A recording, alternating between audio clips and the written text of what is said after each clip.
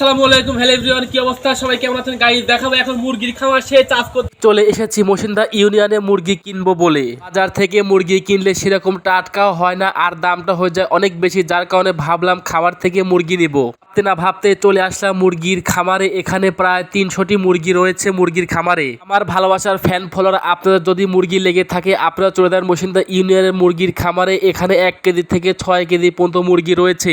আমরা কিন্তু সবাই একটু টাটকা জিনিস খেতে খুব বেশি পছন্দ করে থাকি। বিশেষ করে আমি একটু ব্রয়লার মুরগি বেশি খাই আর ব্রয়লার মুরগিটা আমরা সবাই একটু পছন্দ করে থাকি বেশি। আপনারা দেখতেই পাচ্ছেন মুরগিগুলো সারিবদ্ধভাবে কি সুন্দর করে বসে আছে। আর দেরি কেন, এখনো চলে আসুন মসিন্দা ইউনিয়ন মুরগির জন্য।